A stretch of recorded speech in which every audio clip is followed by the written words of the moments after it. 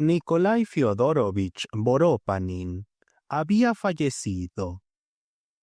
No había cumplido aún los 50, pero hacía ya tiempo que todos lo llamaban un viejo solterón. Era un hombre perfectamente acomodado y, además, no carente de inclinaciones familiares. Por lo menos, en su carácter había mucha suavidad y resistencia. Era muy ordenado, nada derrochador, y quería mucho a los niños.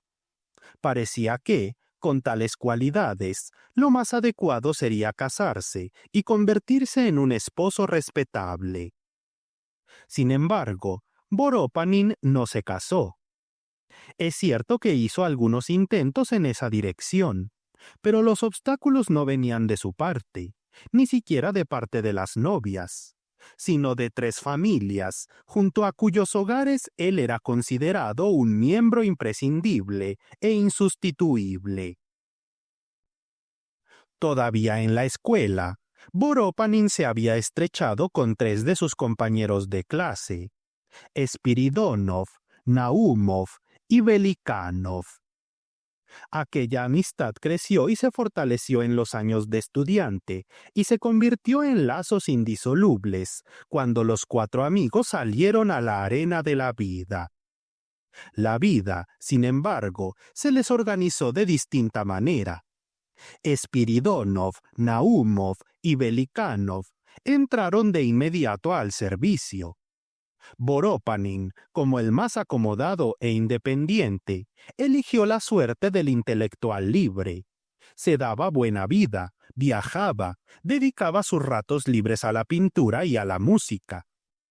Los tres amigos se casaron pronto, y para Voropanin, después de una semana de arrebatos estéticos entre artistas despreocupados o tras un ligero viaje al extranjero, siempre había un lugar donde descansar, una casa donde reclinar la cabeza. Hallaba abiertas de par en par las puertas de las tres familias amigas, donde podía considerarse alguien de la casa, un familiar cercano. Allí lo rodeaban con tanto cariño y solicitud que sería pecado desear más. Las delicadas manos de las dueñas de casa le preparaban sus tostadas preferidas. Su amigo casi lo obligaba a acostarse un rato en el despacho después de comer. Los niños retozaban sin bajar de las rodillas del buen tío. Y él, realmente, era bueno. ¿Qué juguetes tan encantadores traía a los niños? ¿Qué pitilleras tan sorprendentes regalaba a sus amigos? ¿Y qué deslumbrantes diamantes con que mimaba a las señoras de la casa? Solo una cosa lo entristecía un poco: la competencia que se daba entre las familias de sus tres amigos. Cada una deseaba tenerlo en su casa tan a menudo como fuera posible. Especialmente intenso era el entusiasmo entre las esposas. A veces las cosas llegaban incluso a discusiones y enfrentamientos, y a Voropanin le costaba no poco trabajo reconciliar a aquellas encantadoras damas. Terminaba por prometer una comida extraordinaria en casa de la ofendida y, de paso, le regalaba una linda y costosa chuchería. Y cuando el malentendido adquiría un carácter más serio, Voropanin solía recurrir al siguiente ardid diplomático. Invitaba a las tres damas ofendidas a la ópera y allí, en el palco, las reconciliaba. Además, halagaba su amor propio que la soltería amiga del patio de butacas lo viera en un ramillete de tres mujeres hermosas y completamente diferentes entre sí, a las que él llamaba las tres gracias. La esposa de Spiridonov era una rubia sonrosada y fresca, con ojos azules de gacela, espléndidos hombros y una cascada de rizos dorados. La esposa de Naumov era una morena esbelta y graciosa, de mirada ardiente y labios rojos como cerezas. La esposa de Velikanov, una castaña de piel mate pálida, con un perfil antiguo y una sonrisa enigmática de esfinge. Así transcurría la vida de Borópanin. Era apuesto, rico, independiente. Todo lo mejor que pudiera darle la vida familiar, él lo saboreaba al calor de los hogares de las tres familias amigas. De las molestias y cargas propias de la vida de un padre y esposo, no sabía nada, pero experimentaba. Pasaban los años. Borópanin empezó a cansarse de la alegre vida mundana, y entonces sus amigos se apoderaron de él por completo.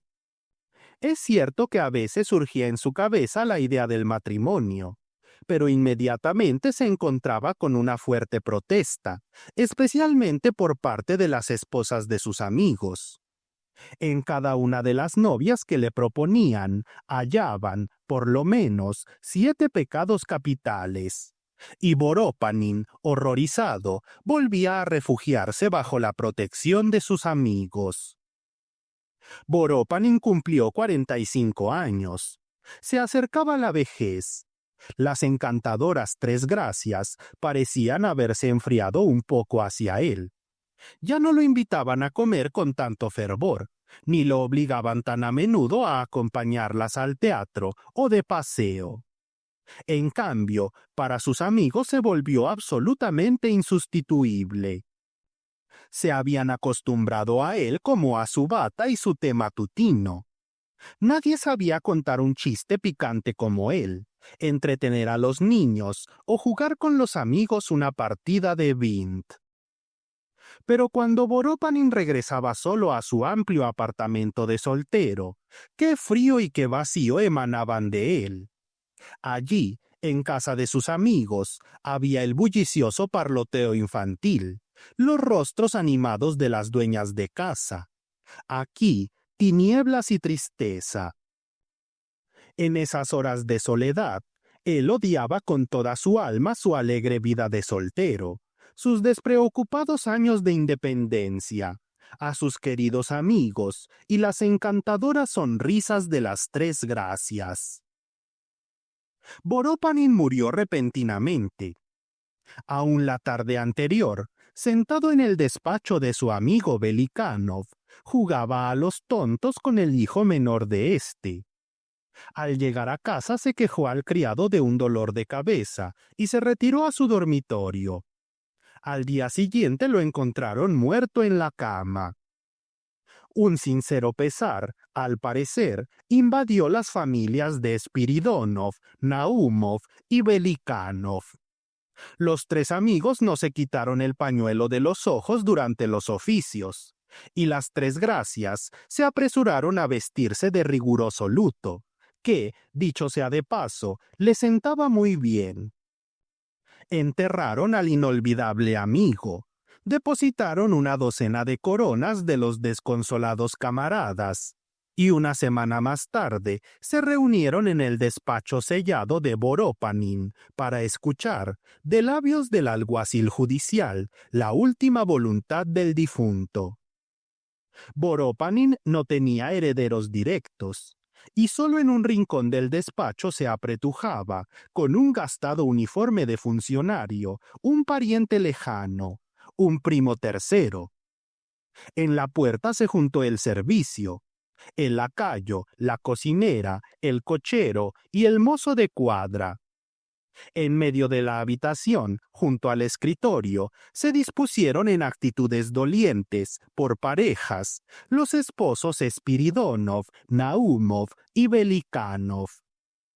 El alguacil abrió el testamento y, después de la fórmula introductoria habitual, pasó a enumerar punto por punto los legados dejados por Borópanin. Esta enumeración, por lo visto, había sido dispuesta por el difunto en orden ascendente. Primero se mencionaban 100 rublos dejados al mozo de cuadra. Después seguían el cochero, el portero, una costurera cualquiera, el servicio de sus amigos. El primo tercero estaba colocado entre la cocinera y el lacayo, y recibía 2000 rublos y algún objeto de oro. Al lacayo Pavel le dejaban 3000 rublos y el rico guardarropa del difunto. Después seguía un capital para la escuela donde había estudiado el difunto y para la biblioteca de la universidad. Durante la lectura de aquella larga lista, un espasmo nervioso cruzaba los rostros de los amigos, y en los ojos de las tres Gracias brillaba una chispa de impaciencia. Por fin seguía el punto dedicado conjuntamente a Spiridónov, Naumov y Belikánov. A los queridos amigos se les dejaba una colección de boquillas raras, un rico juego de armas de caza y algunas cosas más. El alguacil miró con curiosidad los rostros de los amigos, llenos de asombro e indignación. Después venía la enumeración de los regalos póstumos a los hijos de los amigos. Todo eran cositas muy lindas y delicadas, pero nada sustancial, nada de valor. A los niños, en cambio, Voropanin les dejaba sus 3 grandes retratos al óleo, en lujosos marcos. Esos retratos debían colgar en las habitaciones infantiles de las casas de los amigos, según el testamento, al menos durante 1 año, para que los niños, al mirar el retrato, recordaran más a menudo cuánto los quiso Voropanin. El cumplimiento estricto de este punto era condición indispensable para que se cumpliera todo lo demás que en el testamento concernía a las familias de Spiridónov, Naumov y Belikánov. El último punto decía lo siguiente: todo el resto del dinero en efectivo, así como los valores depositados en el banco comercial, por un total de 225.000 rublos, se dividirá en 3 partes iguales, y una parte, 75.000 rublos, se entregará a las esposas de mis amigos, Ludmila Spiridónova, Vera Naumova y Natalia Belikánova, en recompensa por la atención que me prestaron y por méritos que solo ellas conocen. A ellas mismas encargo devolver los 8 batines y 3 pares de zapatillas que se encuentran en mi guardarropa, bordados por ellas a mano y regalados a mí en distintos momentos. Tal fue la venganza de Voropanin.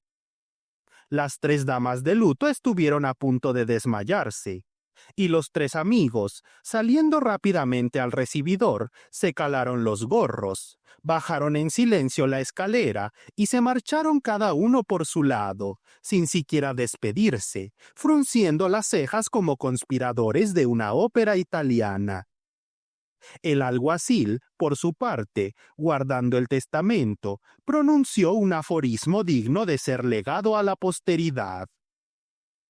Es bueno ser amigo de una casa, y todavía mejor ser amigo de 3 casas. Aquel día, en las familias de los 3 amigos, fue día de batalla general. Volaban vasos, fuentes y platos. Las gracias caían al suelo a cada rato, y las doncellas se agotaban corriendo con vasos de agua y desabrochando los corsés de las señoras.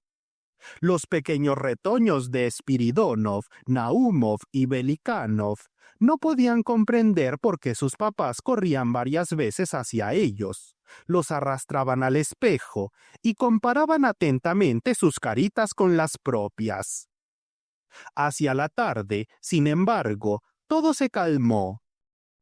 El ánimo mayor cambió al menor.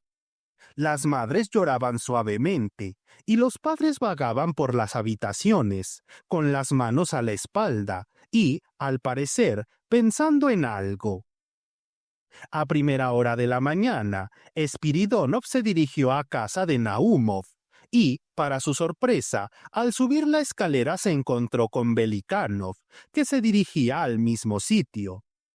Los 3 amigos de Voropanin se estrecharon la mano en silencio y con firmeza. Luego Spiridónov habló del perdón universal, de la nobleza del alma y de resistir al mal. Naumov añadió algo sobre el duro destino del hombre de familia, sobre el alto costo de la educación de los niños, sobre los reveses en el servicio. Belikánov citó 2 refranes. El pecado y la desgracia no faltan en ninguna casa. Y, quien recuerde lo viejo, que se saque un ojo.